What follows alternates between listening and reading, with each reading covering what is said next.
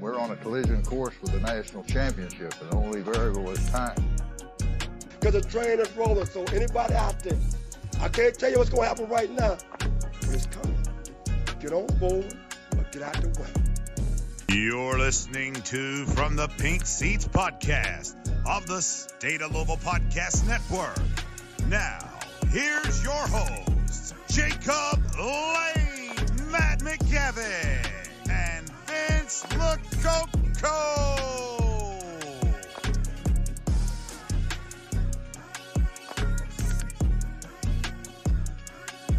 Welcome into another episode of From the Pink Seats podcast. We keep it moving right along here on our 2022 season in review series. Tonight, we will look at things from the player's perspective. We've got a great episode in store as we welcome in somebody who actually played football for Louisville last year, right? We've talked to media, we've talked to former players, but now we'll talk to somebody who actually had an impact on the win-loss column and put statistics up. And that's exciting, right? I think that's really exciting. Jacob Lane, Vincent Lococo, Matt McGavick. Gentlemen, how are we this evening? I am great, brother. I'm great. Enjoying the beautiful weather outside again. Yeah, it's always 70 and sunny here in Louisville. Yeah, that's it's right. always 70 and sunny. That's how it is for Jake. That's what they tell recruits, right? This is what. Yeah, right. This is what we talk about beforehand. You know, it could be anything going on. Ruby throwing this, Liam running his head into the wall here, and then as soon as Jacob hits start, it's. Hey, everybody, welcome into From the Pink Seats podcast. That's right. I'll meet you over here, Sonny. Yep. There's a phrase that you don't bring your personal life into work. So that's what we do here. We turn it off and we get to business, right? And then when I get off of here, I'm going to, eat some dinner and I will hear about what nonsense my kids cause during our podcast here. So, that's the life of living in a small house and there being nowhere to hide. But we've got a lot to dive into tonight with Yaya Diaby, defensive lineman from Louisville, who currently is preparing for the NFL draft. After a massive season for the Louisville Cardinals this year, Yaya, goes into Senior Bowl prep as the game will be next weekend. And then quickly we'll go to the scouting combine in Matt's, favorite city of Indianapolis where the Colts play. Maybe he'll end up as a Colt, when he can find his locker in there and get situated. They need all the help they can get, man. Yeah. Right after they sign Jeff Saturday and draft Will Levis. I might take a long walk off Short Cliff. But things are just now picking up for Yaya, but we were thankful to get a few minutes of his time to reflect on the season that he had in 2022, in which he finished just yay short of the great Sack King award that we crowned in Jacob's Sack Update this year. Finishes with 9 sacks on the season after a season in which he was just right there. And we're going to talk a little bit about that tonight on the show, but 9 sacks, 37 tackles, 4 QB hits or hurries, 14 tackles for loss, 2 pass deflections.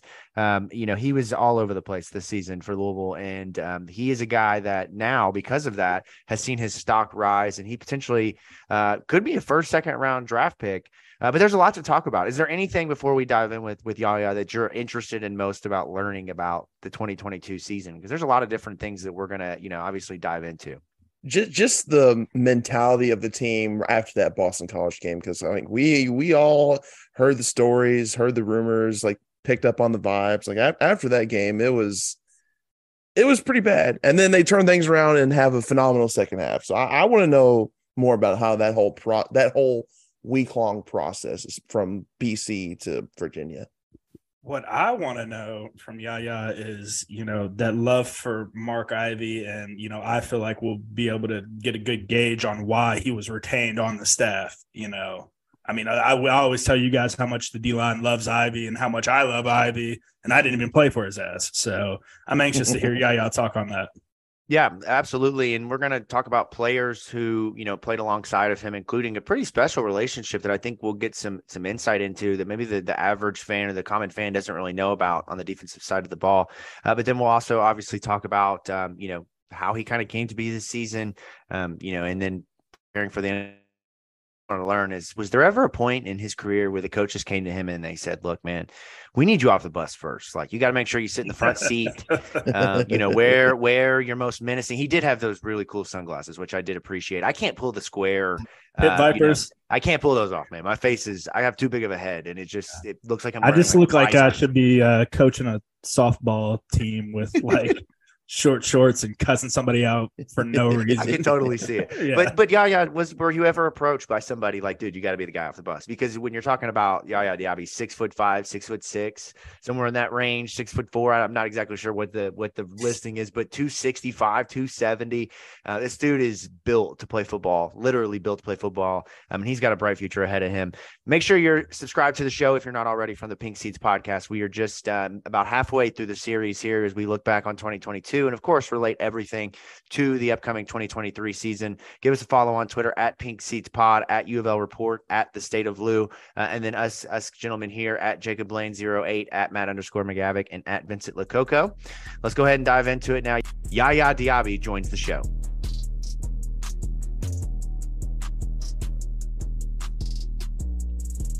Excited to welcome the man of the hour, Yaya Diaby, into the show for the first time from the Pink Seats podcast. Yaya, how are you, my friend? I'm good. How you guys doing? Man, we're doing good, but we're not preparing for the NFL draft, so not as good as you. Tell us a little bit about where you are at, like right now, and just getting prepared for your NFL draft cycle over the next couple of weeks.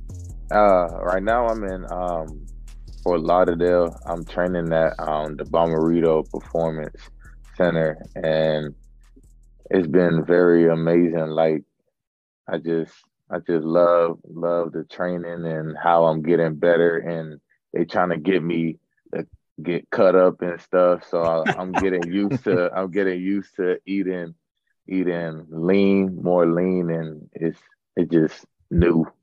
Cut up, bro. Yeah. I don't get it. You're wearing a cutoff right now. So for your, just so you know, we don't post our video, so people don't get to see.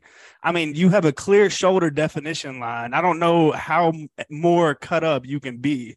So, what kind of stuff they got you putting in your body and everything? I mean, like, I'm just eating like lean food, like more stuff like grilled chicken, like salmon. Like today for my dinner, I just had salmon, potato, and greens. So no Rafferty's or Kingsleys or yeah, that's what I'm saying. Like I be craving like wings and burgers and stuff, and I can't even eat that. Like it sucks. So, I know your story a little bit coming from Georgia Military College. I was never really a part of your recruiting process. I remember seeing you for the first time on campus as a recruit, and I'm like, damn, this dude is huge. So why don't you speak on, coming from Georgia Military College, and even before that, how you got there, and then how you got to U of L through that whole recruiting process?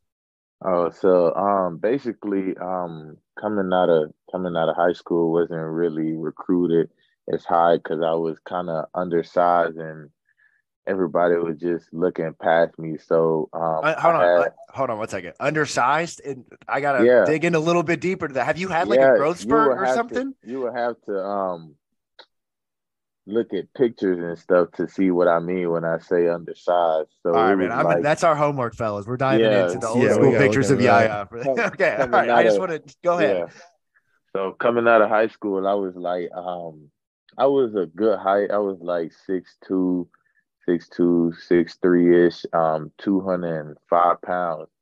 So it's like nobody was like really looking my way, and I had a coach. He was like, dang, he's like, you're very talented, so you should try to go junior college. So I had a teammate, me and him, we both went up there to try out for the JUCO team at Georgia Military. So I actually had to walk on, but the good thing about it is when I got to Georgia Military, right before fall camp, they was like, dang, this guy is actually good. So let's hurry up and put him on scholarship. So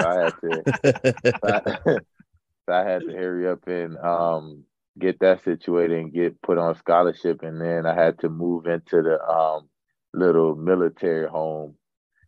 Oh man, what was that like? It was terrible. And I'm talking, I had to cut my hair.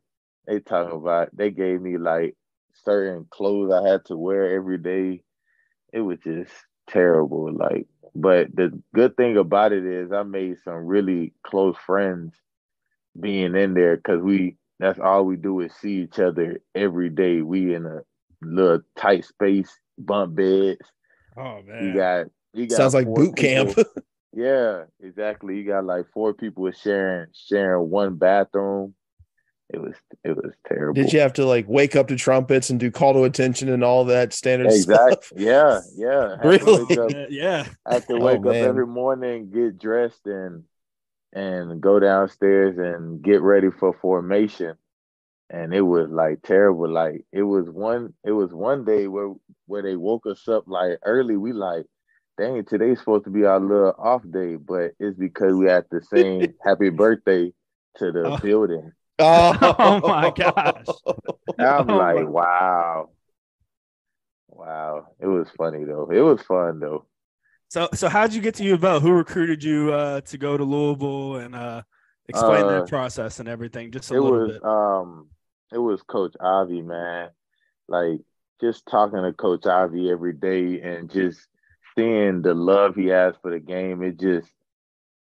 And then when I came on my visit to Louisville, it was like my mom loved it. My mom loved it. She seen how Coach Ivy interact with his players, and I could just see the love he has for his players. And when I got to Louisville, it was just the same. Like he didn't treat me any different, and I love that guy, man. Did you ever, like the first time you saw him in a game, hit himself in the head and he's running around and he's slapping people? Like what? Like, give me your raw reaction to that. It's crazy because he has like a little ritual that he does before every game where he comes in the locker room and just start hitting players. Like it don't matter what position you are, he'll just start hitting you in the head, hitting you in the chest. Like, are you ready? Are you ready? Are you ready?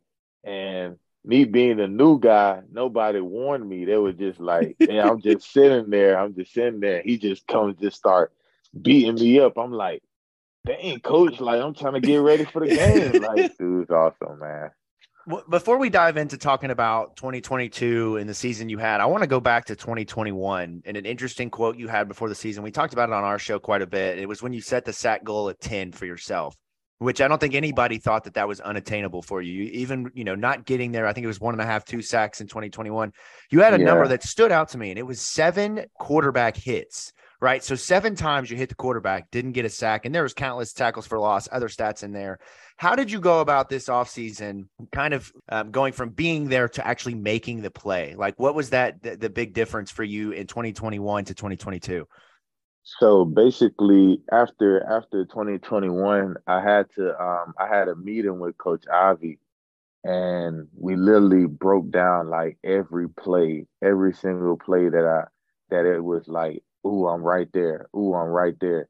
So we had to so after we watched film, and I'm like, dang, it's crazy because I'm literally right there. Like, what can I do to get right there and actually make the play? So me and him, we worked really hard this off season, and just like he created this new thing where we did our individual in sand just to be able to move quicker and just do So stuff quicker. so is this And during practice or before or this is pre-practice or this is the summer. This oh is like man. with no pads on, no Yeah. nothing. We just in the sand, just getting after it. We doing our whole individual in the sand, and we looking at other positions, and we like, dang, y'all lucky.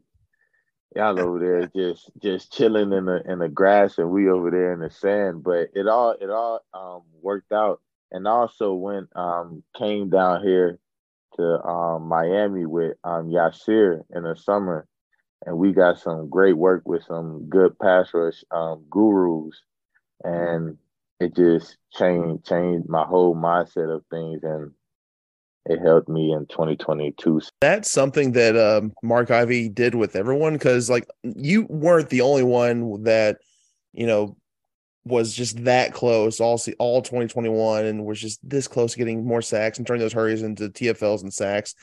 A lot of people on the defensive line turned a lot of their their hurry stats into actual tangible production in the forms of sacks and tackles for loss and stuff like that. Yeah. Was that something that Ivy did for everyone and not just you? Yeah, he did it for everyone. Like we all would actually watch film. Like I was really like as a D line, we were so close with each other. Like that's why I love those guys. Like we were really close with each other. Even though somebody may be starting, we always want to get each other better. So we're gonna criticize like, oh yeah, you could definitely do this better. And like if somebody does something better, we'll be like, yeah, you see how this person did it, this how you need to do it. So we always criticize each other and really uplift each other, and it really paid off this season, man. I just really wish we broke the sack record, but one Man, short this away. guy right here was keeping track of Jacob was keeping track of all your sacks. And the whole season we had this running update, and he would call it Jacob's sack update every week. And he would go back and forth between you and Yasir. And that was probably my favorite thing to watch. Sounds weird now, guys. It sounds super weird. Oh yeah, now that somebody else says it out loud. Now we're explaining it to somebody. It sounds weird. Exactly. Yeah, Pause. But what I was getting at is your all's get-offs, man. Getting off the first step off the line of scrimmage. It seemed like it was just a split second quicker. You and Yasir both, and that might have made the difference. And that was that because of the guru, you would say, more, or Ivy, or effort, or a little bit of everything all mixed together?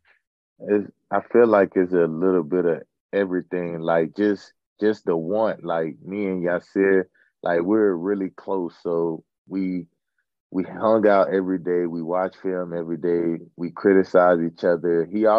I could say that Yasir helped me a lot this season with just because that dude is amazing with his get off. And I was like, dang man, I gotta get my get off better like that. Like I'm like, what are you keying on? Like what are you looking at? And what is he keying on? What is he looking at? Like that man is he look at every little thing. Like I'd be like, dude, like damn, I'm looking at the same thing, but he just he just a little bit more, quicker with it. Yeah. And it just so I definitely appreciate him for that. And it just working together, we definitely improved a lot this season.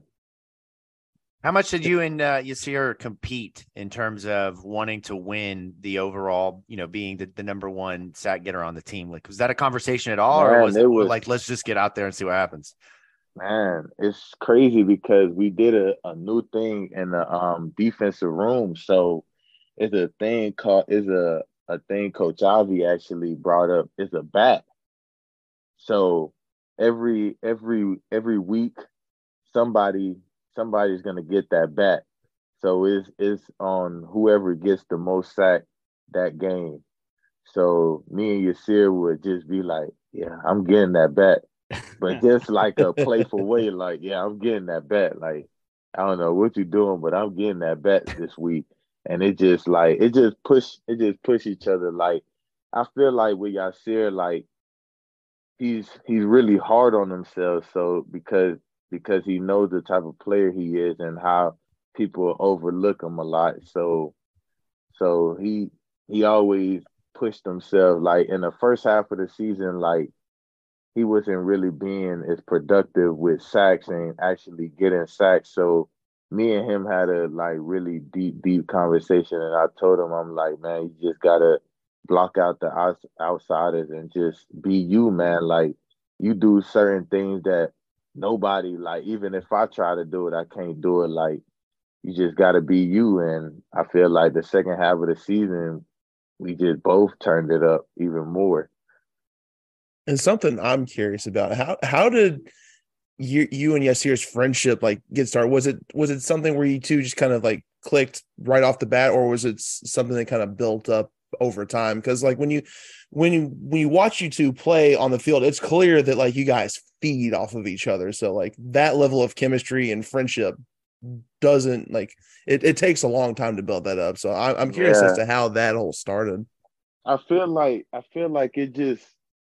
it really clicked in like after like mid-season 2021, where where it was like, yeah, like this guy, is both of us, we like, dang, we both want to get to quarterback. We both hungry. We both love this football stuff.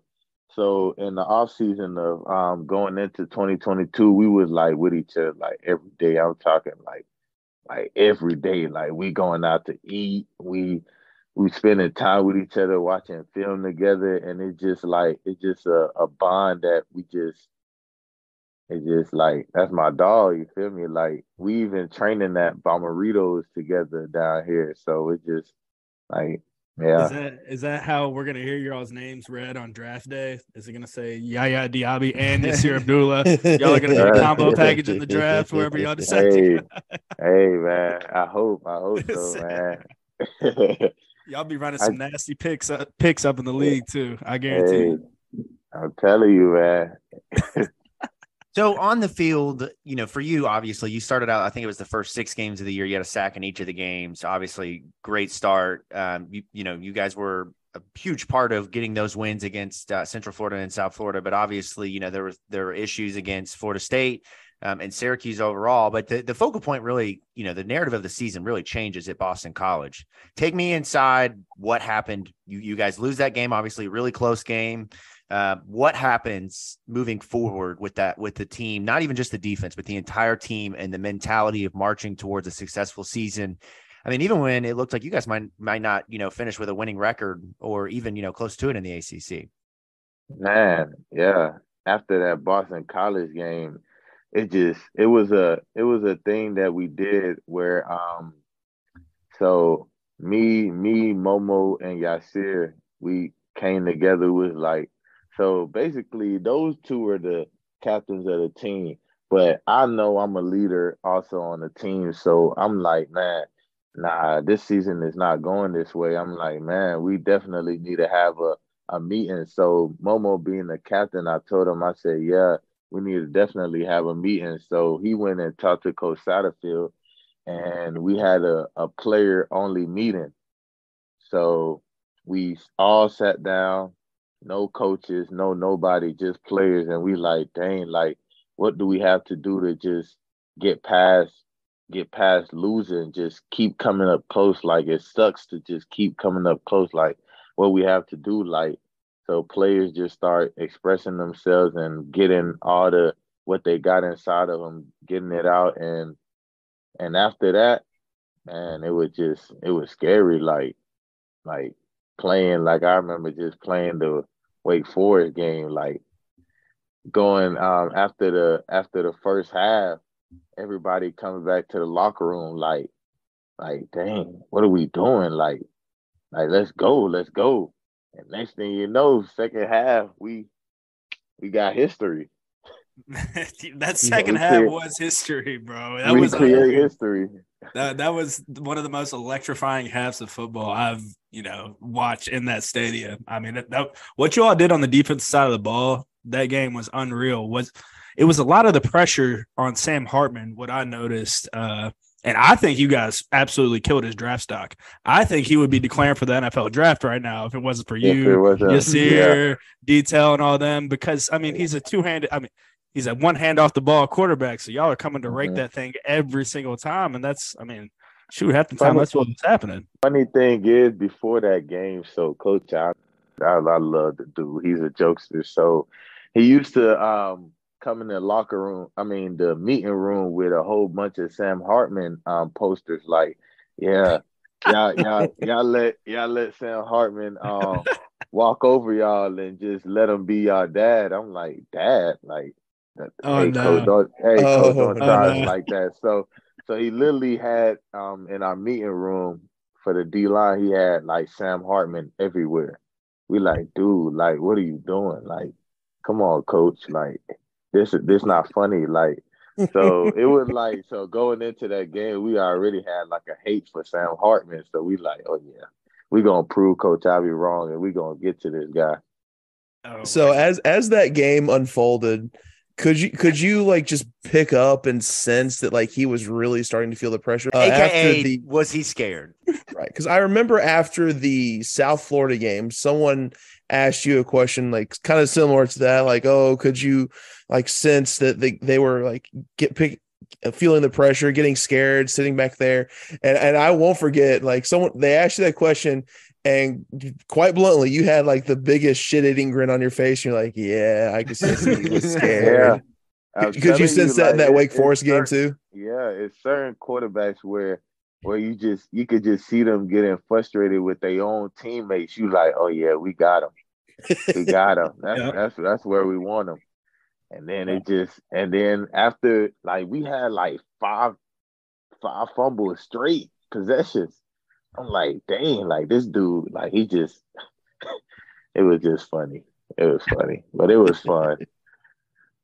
I want to ask you about a specific storyline that kind of took life on its own and ran. And there were a lot of funny jokes, at least, that came out of it. But heading into Virginia, Scott Satterfield had the infamous quote that he was going to begin more involved with the defense. And from that point on, who you talk to, depending on what answer you got about what his impact was on the defense. Some believe that he turned the defense around. Some believed that he didn't do anything. I personally thought it would be the funniest thing if he turned into Coach 30 and came in the defensive meetings and started calling people out and roasting them. Obviously, we know that's not him. But let's clear the air a little bit here of what you're willing to talk about. But what impact, if any, did Scott Satterfield have from Virginia on? I don't know, man. Coach Satterfield, he don't talk, man. All Coach Satterfield, he's a good coach, but I feel like he's more of an offensive guy. All he did was come in our defensive meeting room and just sit at the top and just watch how we talk and how we break down things and what's the problem in the defensive unit room, and it really didn't do he didn't have no impact. You say nothing? We're the one making stops. Y'all can't score? Yeah, it's the guys in the room, man. It's the guys in the room buying in and just wanting to get after it, man. So it sounds like, if you all remember back in elementary school, when the principal used to come in and just sit in the classroom, didn't say anything, and the teacher felt like they had to be on their best behavior. Exactly. But I do appreciate that if somebody made a play, it was like, yo, Satt, knowing he's up behind you. You see that? Y'all got to score because we're making plays. Exactly. So kind of building off that, like, okay, you find out on Sunday officially, okay, you're going to play Cincinnati in the bowl game. Literally the next day comes out, Satt's going up the interstate to Cincinnati. Was it motivating? Obviously, playing a rival is already enough motivation, but did it add any more like juice to the game knowing that you're playing a team that your coach just left you guys for? Man, you know what really amped up all the guys? So we had they sent out a text message at 9:00 telling us to get on our phones for a Zoom call. 9 p.m. or a.m.? 9 a.m. And guess who it was? Coach Satterfield. He didn't even have the urge to come to the facility and just have a proper exit meeting with the guys and like, guys, I got another opportunity. I gotta go. This man did a Zoom call, and that just made all the guys like, dang, like, did this guy really care about us? Or like, so all the guys after that, man, it was just like everybody like, oh yeah, we gotta beat this team. I'm sorry, like we gotta beat them, and we don't want to just beat them. We want to make sure they know the coach they get in, like, it's a whole big story behind it. That is hilarious. Let me just see if I can kind of visualize this play. I don't remember when it was in the game, but the quarterback he drops back, somebody pressures up the middle. He rolls around and spins directly into your arms. And I've never seen a human being look like they were eaten by a trash compactor before, but that's what it looked like. How was that a moment where you just took everything you had out on that poor quarterback? Like every ounce of like what had just been going on? So it's crazy because we knew we wanted to beat the record that game. So we was already piling up on sacks. We like, oh yeah, we got to get there. We got to beat 50. We got to beat 50. So that was like going into like the ending of the game. So me and Yasir, it was a little down package, a little stunt we had. So before we even ran that play, the guard and the tackle, they knew we was about to run a stunt. They like, oh yeah, these dudes about to run a stunt because it got both of the best guys on the same side. They like, oh yeah, they about to run a stunt. So they already seen it coming. So we ran a stunt. Yasir went inside and it's like and the quarterback, he was so slippery. So I was like, oh yeah, if Yasir don't get there, I'm gonna get there. So he shed off Yasir, and as soon as he turned around, I'm like, oh yeah, I got him. Ow. Right there. That poor kid. Marked him. I mean, He left a Yes. turf mark in the ground with him getting up. They had to dig him out of the ground. That was Hey. terrible. it's I like had to the mark him. equivalent of Jadeveon Clowney years ago, where he had the huge play in the backfield. I mean, that's the closest thing I've ever seen from a Louisville side of things. But let's, overall, when you look back on the season, what's the biggest takeaway you have on just, not even just the defense, but everything and how it finished, getting to 8 wins after how it all started? What's your just kind of big takeaway personally? Man, I really it was a pretty good season. I really wish we played better, at the beginning of the season where we didn't have to like play how I want to say it, like Back against the I wall, wish fighting. yeah, clawing, back against the wall, yeah, fighting so hard in the second half. Like it was games like the Florida State. To this day I don't know how we lost that game. I really don't know how we lost that game. Like we was we had that whole stadium amped up. Like it was just like amazing atmosphere. Like all the fans, they was bought in and they was live and it was amazing. And we just couldn't pull through. So it was like games like that that had everybody frustrated and like, dang, like what are we doing? And but I feel like overall, like we did really good. Like on the defensive side, I can just say for the defensive side, like we played really good. We could have played a little better, but we played really good, better than 2020 and 2021 combined. And for the offense, I felt like Brock did his thing, but at the same time, just having Malik, it changes things, and it just opens the offense more, and it just create better opportunities for him and the whole offense. And we lost a good player throughout the season, and it was kind of hard.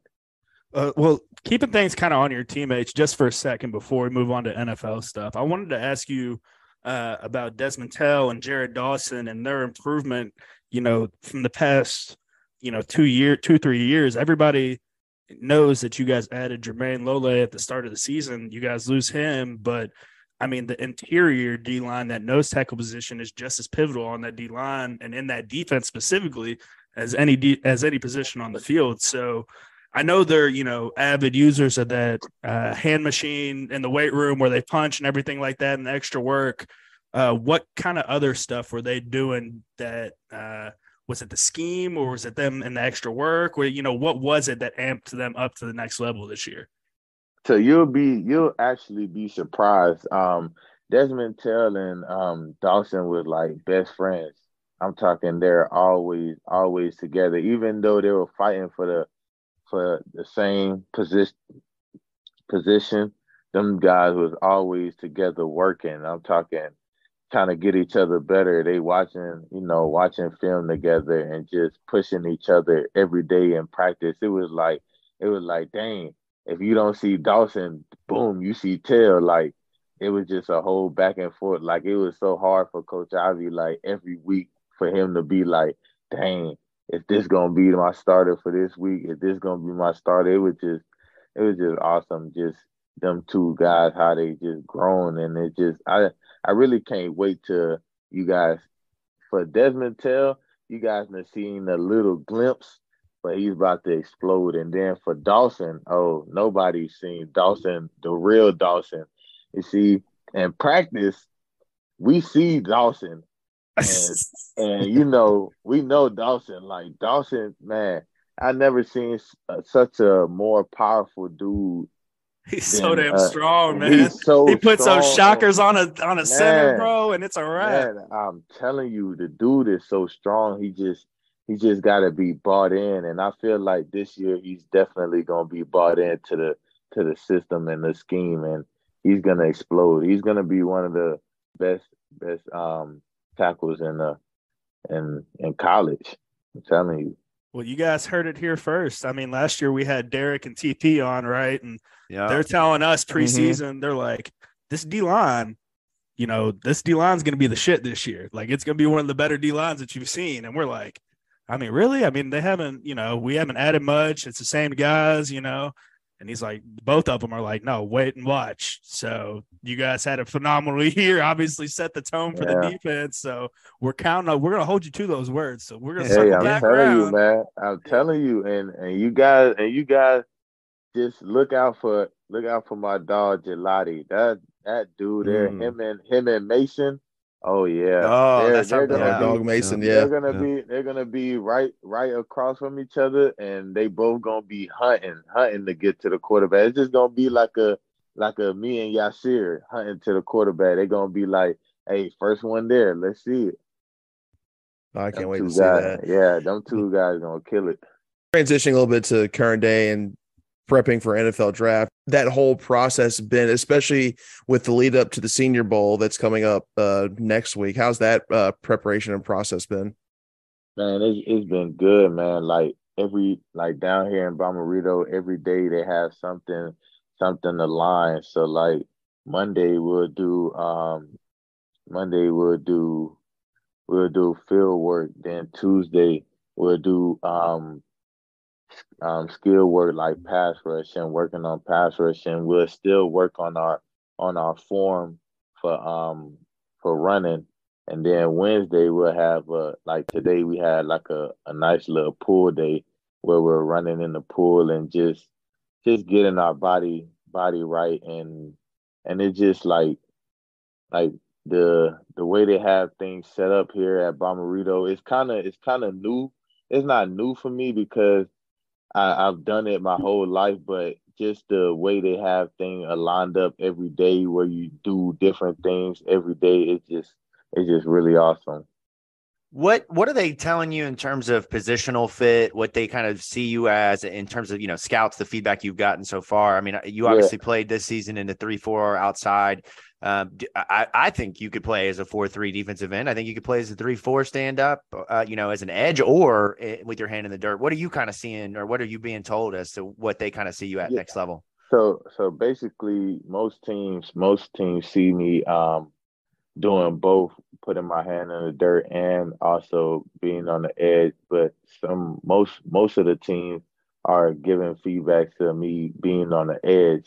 And for me, I really don't care where I'm at. I just know I'm gonna kill it wherever I'm at, and that's my mindset. And I'm like one of those players. Like, coach, you put me here, I'm a excel at wherever you put me. So for me, I'm gonna just be blessed with the opportunity that I get with any team I'm with, and just know, like, for whatever team get me, they're gonna get a guy that's going to come in and put in the work every day.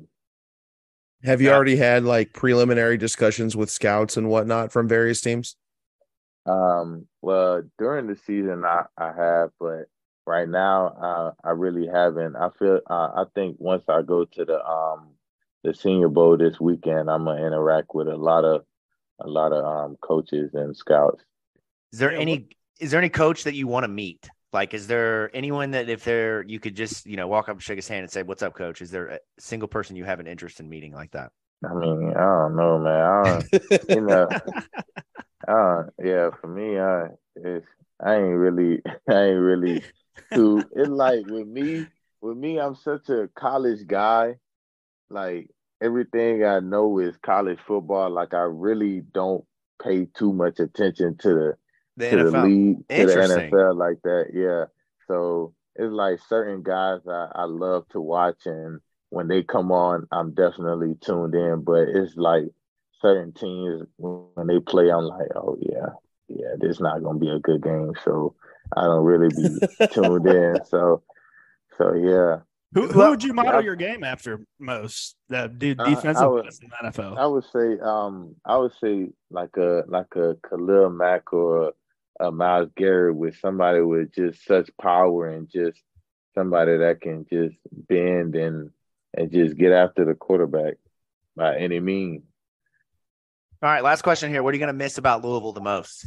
Man, everything. I ain't gonna lie. I miss the guys in the locker room, the amazing fans and the coaches, even though they're not there no more. But I'm glad they kept the best guy in the building. That's right. They kept the damn best one. Yeah. They kept the best one. They kept the best guy in the building, Coach Ivy, and I'm just happy that he's still gonna be there for those guys, so they don't have to feel like it's just a outsider. You know, Coach Ivy's always gonna be real with you, no matter how you take it. He's definitely gonna be real with you, and it just everything about Louisville, man.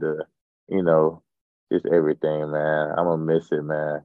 Just because a lot of the newcomers have been like trying to experiment with all the food joints. Is there a specific food joint you're going to miss here in Louisville more so than others? Man, I would say I don't know. I done ate so many places, and it just like me and Sid, like we just was on the like explore, like we just wanted to explore some junkies, some food junkies. I'm telling you, like it's crazy. That's why I'm telling you guys, like the way they got me eating here, like I'm not used to this. Like it's just, I was just like, I gotta, but I know it's gonna be helpful for my body and my performance. So, I'm just bought in and just going with the process. Well, I know that Louisville fans will be behind you along the way. And me personally, I'll be watching for that jersey going on sale wherever you end up. And we'll be rocking that on Sundays next year.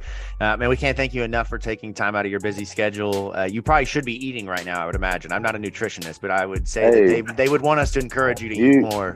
I'm just saying, after this call, just know I'm be eating something. Going for the grilled chicken. Hey, I'm telling you. I'm going to go eat a burger. Yeah, you can keep your grilled chicken. That's rough, man. That's a rough one right there. Oh, what's wrong with Yaya's about to go be rich and go play live his dream in the NFL. I'm going to go sit in my house and eat my burger. That's right, man. Well, Yaya Diaby, thank you so much, and best of luck to you, man. We'll be watching the next couple of weeks.